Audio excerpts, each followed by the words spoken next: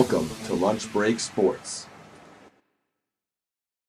All right, welcome back to another episode of Lunch Break Sports. This time, I'm here with my good friend and co-host Michael Kreyman, Hey guys. and I'm of course Joey Sherman. Now, today we're going to be going through there's a lot of stuff that's happened in March Madness recently, and while we're going to talk about that later, I first want to talk about all the crazy things that have happened in the NBA. And first of all, we just have to mention the Bam Adebayo 83-point game. Now, this is a legendary performance from Bam Adebayo as somebody who isn't really that much of a scorer. Like, he's a good player, but he's not really known for scoring ability. For him to go out there and score 83 in any manner is truly impressive. Yeah, honestly, I don't think he'll have above a 60-point game in his whole entire career. Yeah, I mean, like, people say that it's kind of a fraudulent sort of win because of all the fouls and the free throws. But to be honest, the Wizards, they were triple teaming him. I feel like, the foul shots, that's not his fault. He's not trying to draw fouls the whole time. He's just getting obliterated, getting triple teamed. And so I really don't see that as his fault. Maybe Kobe's 81-point game was more impressive, in the comeback, but I really do think that Bam Adebayo's was very, very close in how impressive it was. I don't think so. Well, I actually go complete opposite because, like you said, he was getting triple teamed, but he shot those shots to try beating Kobe's record, which I think is very, sad that somebody really badly wants that record. I am going to have to heavily disagree with you. I mean, if you were in Bam Adebayo's position, you had the chance to have the second highest game points of all time. I mean, the highest in a recorded game video. Wouldn't you do it? Like, I understand, like, oh, it's Kobe, like, you should respect Kobe, but somebody's going to break it eventually, and that's an opportunity you're never going to get realistically in your entire career. I guess it's an opportunity that nobody in the league right now is probably going to get in their entire careers. So I really think that him going out there and scoring the 83 isn't as bad as I don't know if you're telling me that half of his points are coming from the free throw line. That's not very impressive to me. I mean, if you look at his sure. field goal percentage, it was terrible. Yeah, but that's because all of the shots at the end. But in the beginning of the game, he was on fire. He kept up the pace. And it's not his fault if they decide to foul him so much. I don't. But it wasn't him fouling. It was him foul baiting. I think he was foul baiting to some extent, but if you look at it, there's three people on him. He's bound to get fouled, and I really don't think that's his fault. Next, we're going to talk about, the Giannis injury. Now, Giannis has recently been ruled out for the season, and there was a lot of trade talk for Giannis coming up to the trade deadline because of how disappointing this team has been. And it's really important to note that, in the NFL, I'm going to make a little comparison here with the Chiefs. They had a really off year. Patrick Mahomes out for the season, but they do have a very high draft pick, and so that could help them bounce back, But with this Bucks team, they don't really control their first round pick because of the Drew Holiday trade. As we saw in the season, or still going on, Giannis has been injured for the majority of the season, like playing like 40 games maybe, not even. And they're sitting him out. And I think personally he will get traded next season. Yeah, I mean, this doesn't really look great for the Bucks. It's kind of disappointing to not even have the draft pick when your team is underperforming, but I do think they could be a sleeper team for the future and, make another run. On the other side of the spectrum, we have Cade Cunningham's injury, and he's also ruled out for the rest of the season. So as we saw, Cade Cunningham went down, and to be honest, this is very sad. I mean, Cade Cunningham is like top players in like the future of the NBA, and he went down. So in the Knicks, you have the Celtics now with Tatum back, and the Knicks having a pretty good season this year. And the Knicks or Celtics could actually take the first seed right now because Cade is out for a majority of the time. So I'll actually ask a Knicks fan what he thinks about this. It's important to understand that it's kind of, as a Knicks fan who beat the Pistons in a pretty annoying playoff matchup, I'm not too big of a Pistons fan, but it's also important to remember, the great rise of the Pistons. They were bottom of the team. Didn't Cade say, we're not 2-26 bad, we're not this bad, and they're the top of the league. Yeah, it was last year. Now they're at the top of the league, and or maybe it was 2 years ago because last year they made the playoffs. Oh yeah. But it's great to see the rise, but now with Cade out, East again wide open as it was before. Now we're gonna pivot a little bit into a different segment for us, because a lot of people talk about all the talent in the league, and something that comes up a lot is this amazing 2018 draft. We have Luka, SGA, Jaren Jackson Jr., Trae Young, Jalen Brunson, and me and Michael are going to redraft the top 10 picks. Yeah. And so at the 10th spot originally was Mikal Bridges. And for my 10th spot, I have Anthony Simons. Now, Anthony is not, a superstar player by any means, but he's certainly a decent piece and a piece that multiple teams have traded for in recent history. So that's why I have him at my 10. Who do you have at your 10? I have Colin Sexton actually at my 10. Colin Sexton is still very young. I know he just got traded from the Hornets to the Bulls, and I don't know. We'll see. He in my opinion, he's like one of the best role players in the league. He'll get you a buck. Okay, so who was taken at 9 originally? 9. 9 was Kevin Knox. Ooh, with the Fortnite jacket. Ooh, yes. no. So who do you have at your 9 instead? So this guy's not even in the league anymore, I'm pretty sure. But I had Miles Bridges at my 9. He's the Hornets are actually having their best season in probably like 20 years.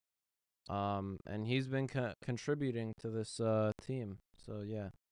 So at my 9, I have Dante DiVincenzo.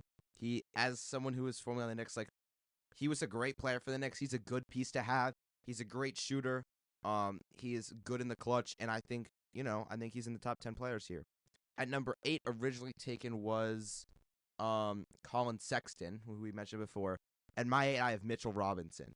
Now, Mitchell Robinson is a guy I forgot to include him. Mitchell Robinson is a guy that many non-Knicks fans overlook. But he is really, an incredible player. He is amazing at offensive rebounds. He can control a game. The only issue is his free throw shooting, but he's so good at the offensive rebounds that it's hard not to put him on my top 10.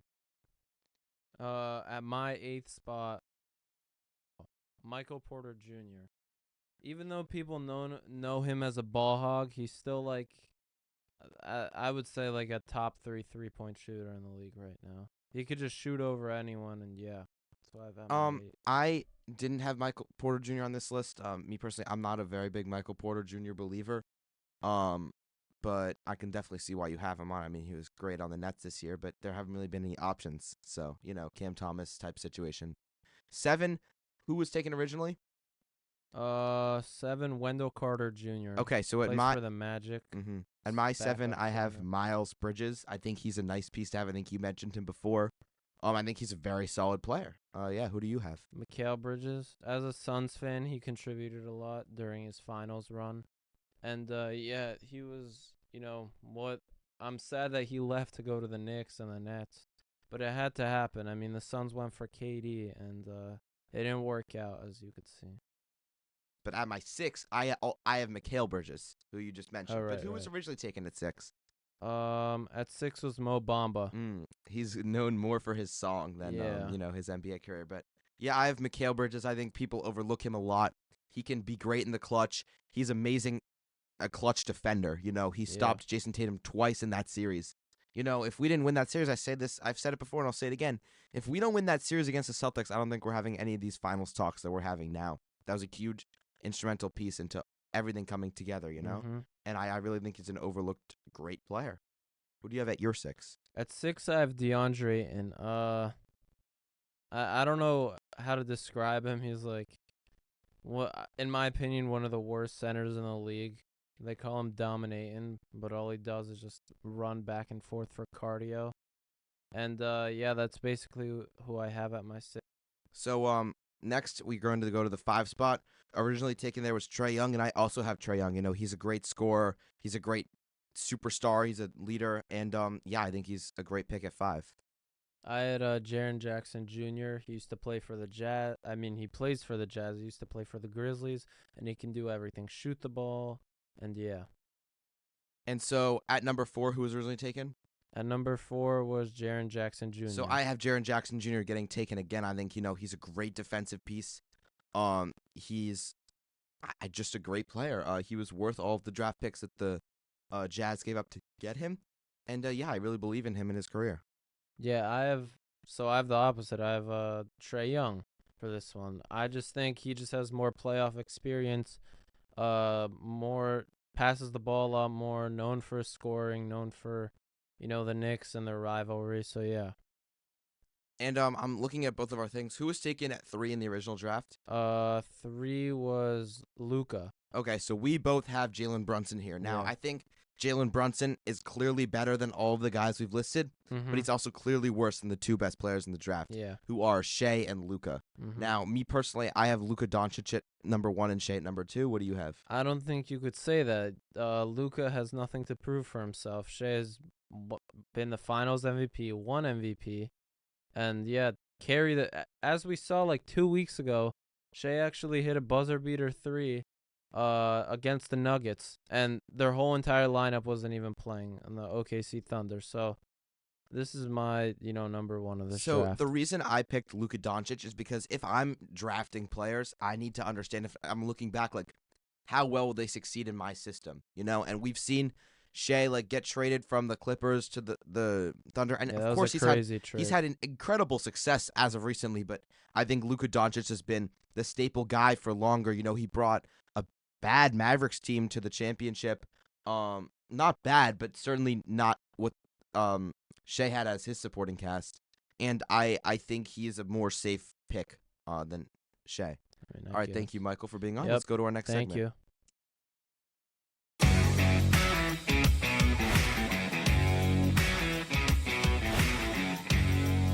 Rounds 1 and 2.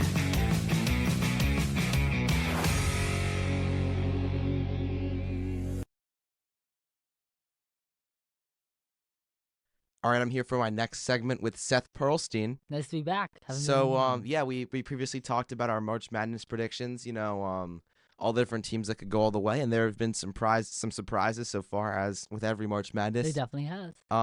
So we're going to talk about the first 2 rounds and who we think can still win the tournament. Let's go. All right, so what are some games you want to talk about? I think we have to first talk about the Iowa versus Florida game. My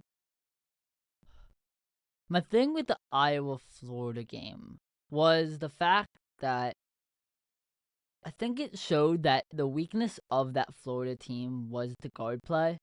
I mean, you look at the last 2 plays of the game. You had Can we go through what the plays were for the people who don't know?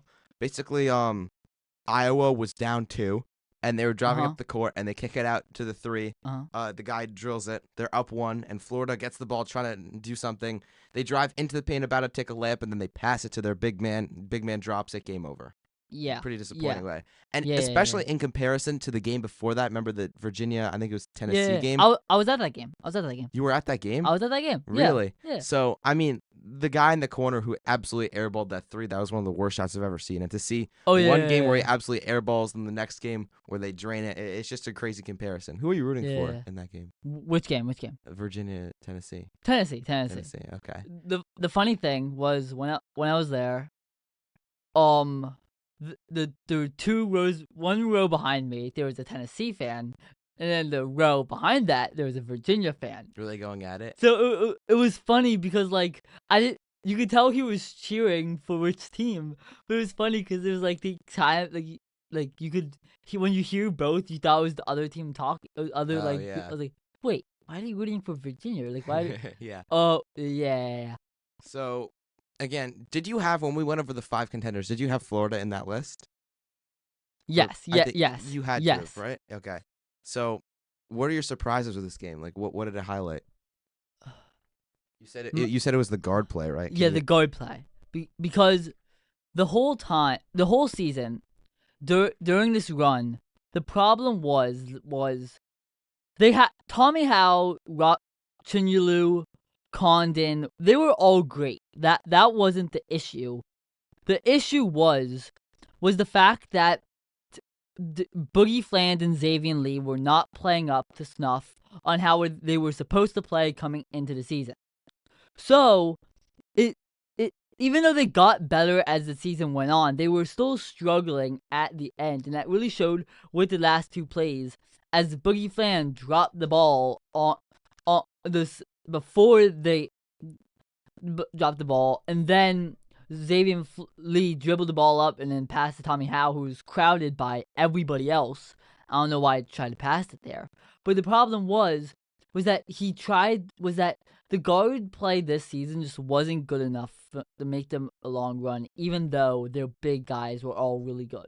And I just want to point out, I was really surprised to see Florida lose this game. You know, they're a great basketball organization. They just won the championship last year. In fact, when we were watching the game and Florida was up through maybe a minute left, my dad said, "Oh, this game's over." And I was like, "Come on, Dad, it's March Madness. Anything can happen." He's like, "No, they're such a good organization. They're not going to be able to lose this game." And they did. Yeah, I mean, they did lose the game.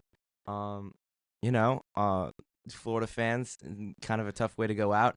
Mr. Stern, I'm sorry, but you know, you did win last year, so I'm not too upset. You can still look at your other 3 championships that you have. You can Don't you worry. can wear your 2025 national champions T-shirt. You know, crying that.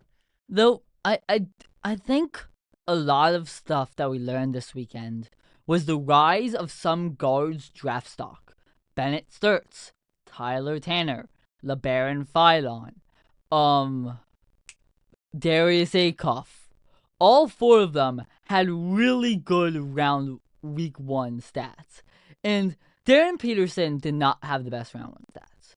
I still think he will be a top 3 draft pick. My problem is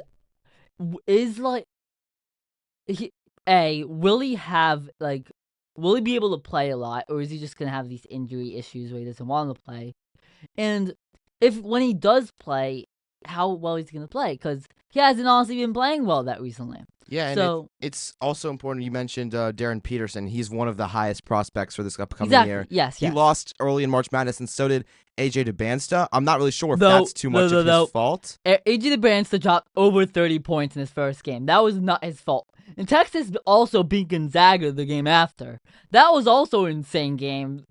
The guy in Texas made the shot with a few seconds left. Yeah, all of these games have been crazy. There were a lot of good games this weekend. I do think that this was an amazing March Madness round 1 first weekend, because there were just so many games that went down to the wire, and it was just a great weekend for college basketball. And even though there aren't that many upsets, I do think the idea of it becomes a two-way street.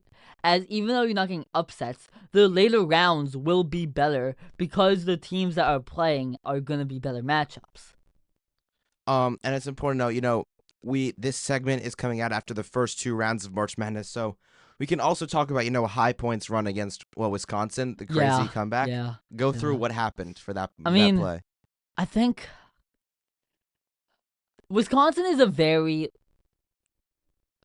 You're a Wisconsin fan, right? Yeah. They're very he's in the Wisconsin hoodie right very now. Okay. high-low team. They're either playing really well, which you saw in their wins against Michigan, Illinois, Michigan State, Purdue, all 4 of them. They beat all 4 of them. And then but then they also lose to Oregon by double digits. They lose to bad teams too. And so the problem with Wisconsin is that they're very volatile. They were very volatile heading into this game. And High Point is a very volatile team. Number 99, Johnston, who came off the bench, could not miss in the last 5 minutes of that game. They were very consistent in the end of that game, and that just took over because Wisconsin had nothing they could do against it. They just didn't have the consistency and all that outside of John Blackwell and Nick Boyd to actually compete with the High Point team that had lots of depth and had lots of guys who can just go and shoot the ball. Now, I mean, with High Point, it's an unexpected game, but you also have to understand it is March Madness. You got to pick those upsets. What people don't usually pick is a 16 seed to beat a 1 seed, and that is what was very close to happening in this Duke versus Siena game. Now, Siena was up 11 points at half, and usually in these games, okay, they played the best of their ability. Duke's probably going to go on a run and win by 15. But that's not really what happened. It's somewhat what happened, but it was still a very competitive game all the way down to the wire. I think Caden Boozer really stepped up in that game. I mean, he hadn't done really that much this season. He had really just been kind of a side piece behind Caleb Foster, behind all those guards that they had. But now that Caleb Foster is out, they really need to rely on him to put the pressure on defenders and go and score the ball. And he had a good 15-point game, which for him, which in the grand scheme of things isn't that much if you think about it, but for him that's a lot. And Yeah, that was certainly a great game really for him. big for Duke, for him just to have him just be able to go out and score the ball and actually just be able to put the ball in the back in the net, and it's actually helped this Duke team actually come out against Siena. So the thing that concerns me about this game is the fact that Cameron Boozer was so scared to shoot the ball. Like, he would have the ball right in the paint. He would have an easy lay opportunity, wide open, easy floater, and he would just dish it out to someone else. Now, for me personally, obviously there's so many upsides to a guy like Cameron Boozer if you're looking at him to draft. He's a winning player. He's a winning Of player. course, on a winning team he performs great, but when they start to slip, that's where I get concerned, because I don't really want to say, but that's kind of a Ben Simmons quality, getting too scared and kicking it out to the corner when you have an easy bucket in front of you. I would just be scared and cautious about that if I was an NBA GM. The difference between Cam Boozer and Ben Simmons is that I think Cam Boozer at least has somewhat of a 3-point shot, his ability to go and shoot the ball. I also think he is more of a winning player. You look at his high school resume and all that stuff. He went Peach Jam, I think, 3 times. He was very good in high school, him and Caden. And I think he just goes and wins no matter what. Even if it's close, even if it's a blowout, no matter what, he goes out and does the dirty stuff and gets the win. And I think that's what teams should be looking at. Yes, he does get double-doubles every night, and that's impressive on top of itself. I do think, though, he does some of the dirty stuff that don't show up on the stat sheet, and just he gets it done. And he's a great player. He's obviously talented. I'm not knocking him in any way. I think he's still going to have he's very capable of having a great career in the NBA.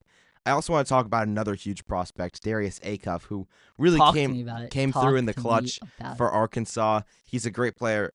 I forget, but somebody stated that he was the best guard under Calipari, which people gave him backlash for, and now people are starting to take those statements back, apologize, because he's really looked absolutely amazing. He can go and score with anyone. He really can go and score with anyone. And there's really little ways to stop him. He's just been so good all season. John Calipari is the guard wizard of college sports. And I think with Shea, John Wall, and Darren Fox, all those guys came from Calipari, I think Acuff is probably the second best right under what's his name? Right under Shea, because Shea's been so good. But I think Acuff really has the talent to go and just succeed in the NBA minimal guards have. Yeah, I mean, he's certainly a great player. I saw him shoot the ball. I saw him drive. He's really an all-around player. He can do basically anything. Now, to start to close the segment off here, Kentucky versus Santa Clara was a movie of the game. Those last 2.4 seconds were. So I'm gonna narrate what happens here. So it's a tie game, right? Santa Clara is driving down the court. There's 5 seconds left. Usually try and hold out for the last second shot, but they get a good look from 2 up. They get a good look for 3. They drain it. They're up with 2.4 seconds left. Coach tries to call timeout, but it's a little late. I think his argument there is invalid. 2.4 seconds left. Kentucky drives down, half-court shot off the backboard and in to send it to overtime. Absolutely insane. One of the craziest games I've ever witnessed. Certainly a moment in basketball history. What do you think? And then that shot was so insane. It's Otega Oweh and Denzel Abertine. It was a great guard duo this season. And through all the injuries that Kentucky had this season, they were still a really good team and a really deep SEC. So I was just very impressed with them as season as a whole, and I feel like that season really closed off this era of Kentucky basketball. So now, Seth, you're gonna come on to this podcast after March Madness is completely over for your next segment. Okay. One of the number 1 seeds is already out of the equation. Who do you think has the best odds to win the national championship? I'm gonna go first. I think Michigan is going to win it. I saw them dominate against SLU. They're a great team. They're a huge team. It's really hard to beat them. I think they're gonna win it all. What do you think? I'm still riding Arizona. Okay. I love Brandon Burris and Jane Bradley are amazing, and co-op. They just have the defense, they have the coach, they have the guards to go up against anyone and win. So All right. thanks Well, for having thank me you on, so much, Cody. Seth. We'll see who was correct, and let's go to our final segment of the day.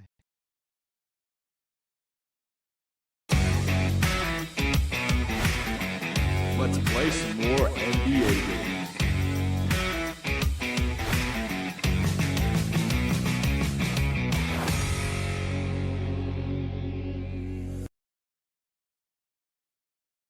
All right, I'm here for my final segment with Caleb Lebeau, Hi.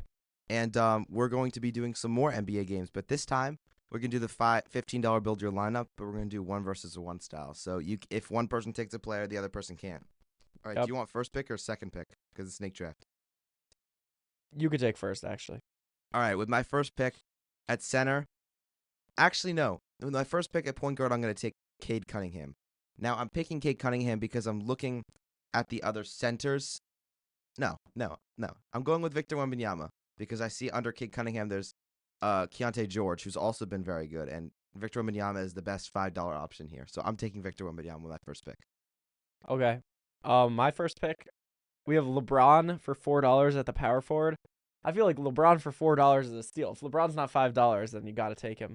So I'll take LeBron, my first pick. And then my second pick. I mean, the small forward lineup isn't that stacked.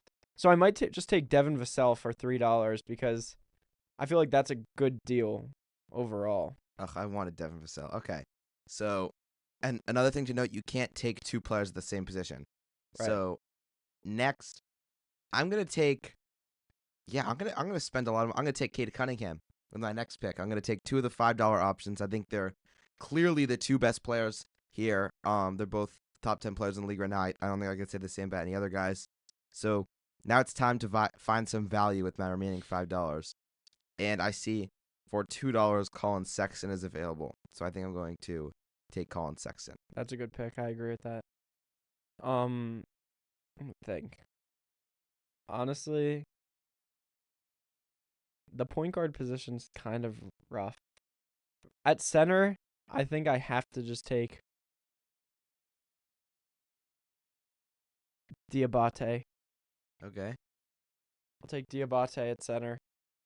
And then I have $5 remaining, so Who's your next pick?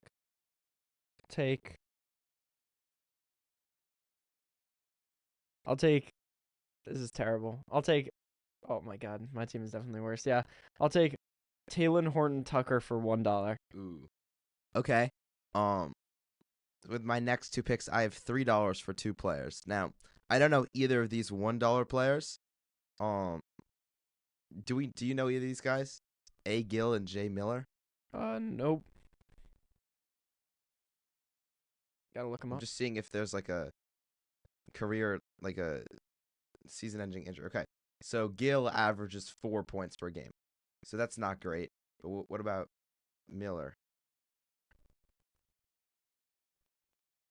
He averages 9.8 points per game. So I'm going to take Jordan Miller, or I'm going to take Jordan Miller. But you already took Vassell, so Yep. I don't have to. I don't have to worry about either of these. So I'm going to take Jordan Miller, Yep. and then I'm going to take Dean Wade, and that's my lineup. Dean Wade's a good pick, and then my and- final pick, obviously, I'm just gonna take Keontae George with $4. Okay, so let's say our lineups. I have Cade for 5, Colin Sexton for 2, Jordan Miller for 1, Dean Wade for 2, and Victor Wembanyama for 5. Who's your lineup?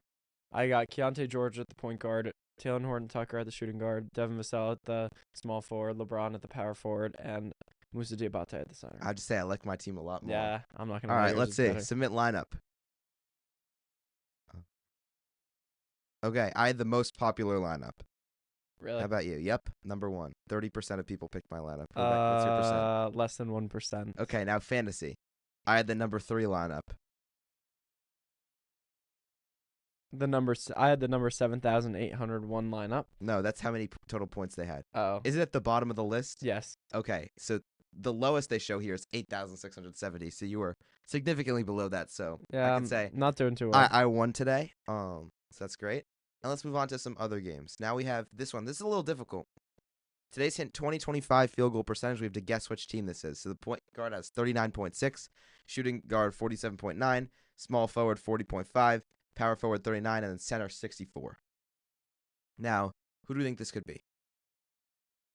Is Jokic 64% from the field? I feel like he's probably a bit lower. And then He shoots what a is lot of Jamal threes. Murray? Shooting guard, so 47.9. You want to guess Nuggets? I don't hate the Nuggets. I don't hate it either.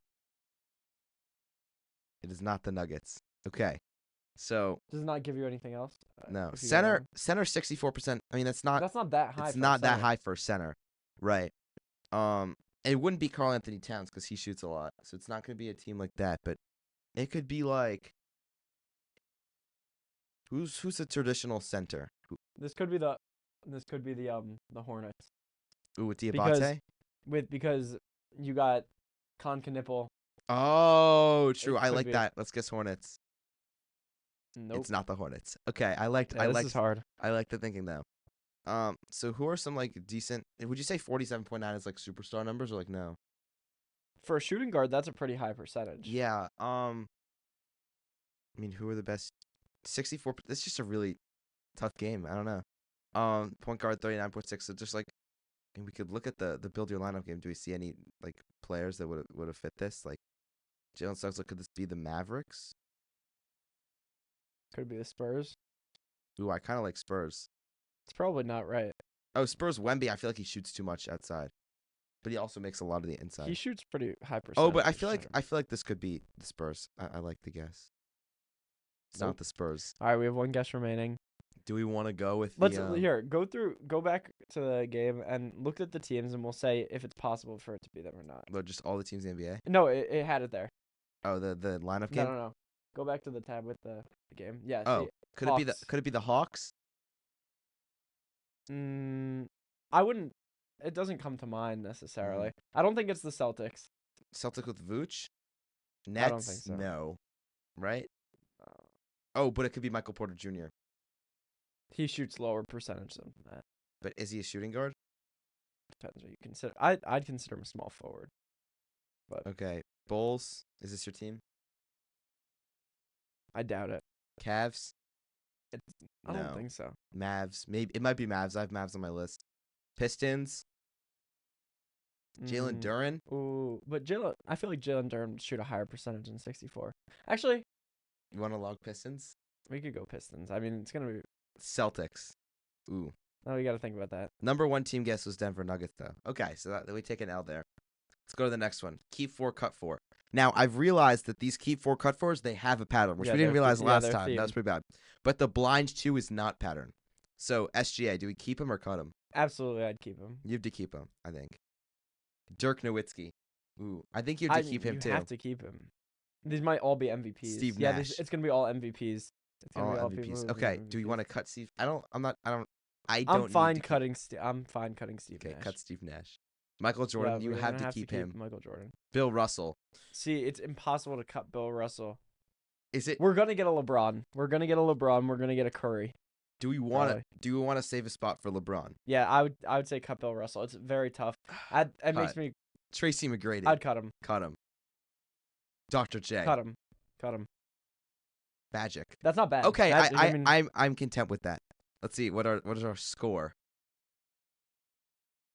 okay. 88. That's not Okay, terrible. I'll take it. Solid court sense. Okay, blind 2. This is the blind ranking of NBA duos. We have Harden and Mobley. Now this is all time as well, so we could get Shaq and Kobe at any time.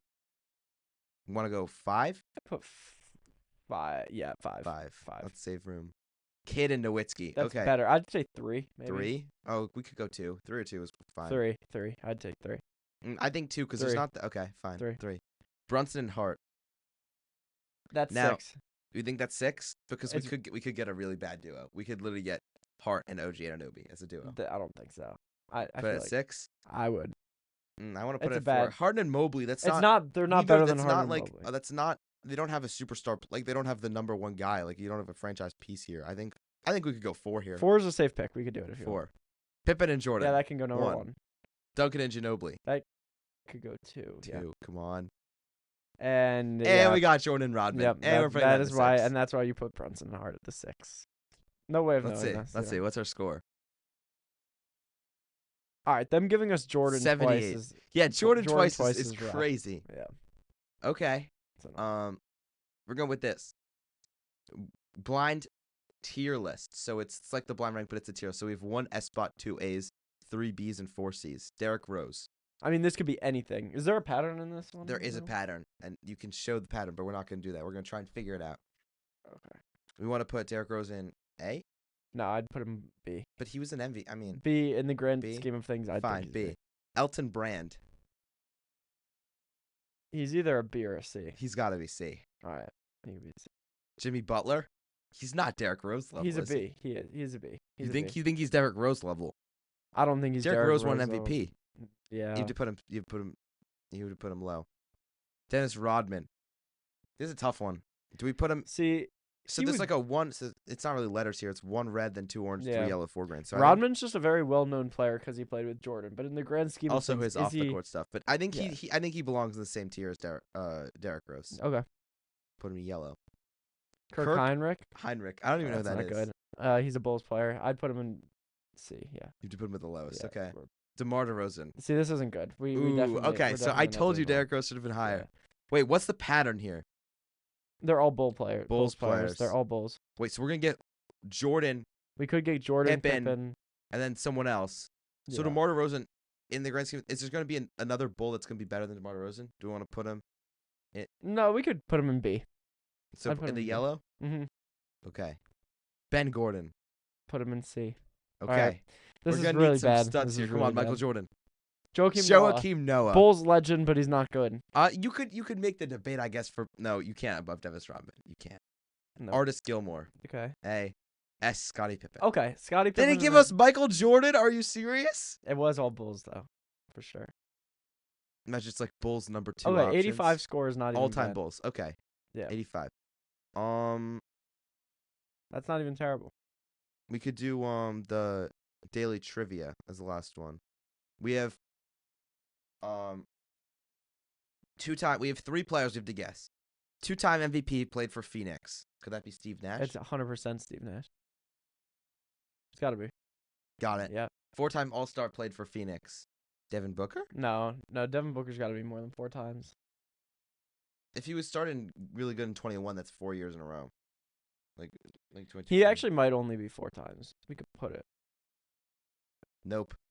That's wrong. Yeah, this is not great. Do 2-time we only All-Star. get 3 guesses No. total? 2-time All-Star played for the Grizzlies. Jaren Jackson Jr.? He's 1 time, He's only one. I think. John Morant? Was John Morant 2? He Maybe. could have been. Let's log Ja. Jock is we got it. correct. Okay. All right. So now we just have one player. It's like Wordle style. We have 1 ring. This player was a 4-time All-Star for Phoenix, 1 ring.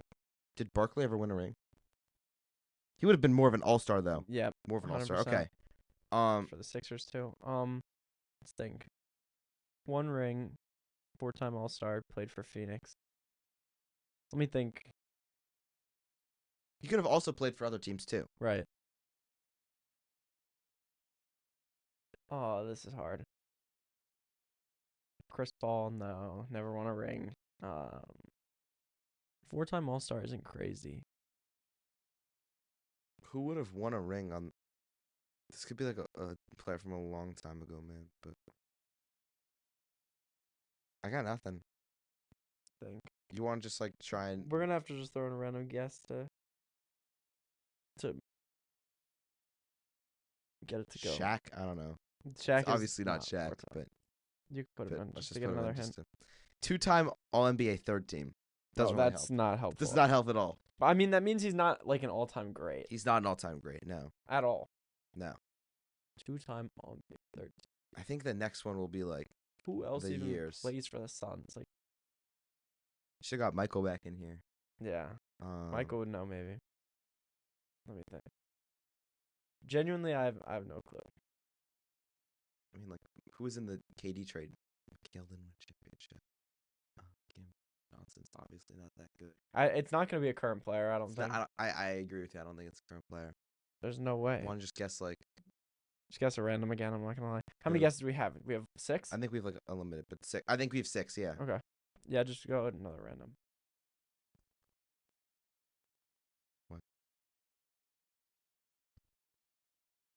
It's not letting you guess. Okay. Just put something random. Jaylen Brown. Okay. Last played in 2014. Ooh, that's like hard. Sean Marion. You think that could be right? I think there's a chance. Oh wow, what a play. What a pull. What a pull. There we go. I'm impressed. That's yeah, I mean we just did it in 4 and oh, there we go. First time actually winning that trivia thing. Thank you, Caleb, and I think that'll do it for the Yep. episode. All right, see you guys Thank you, next Joey. time. See you.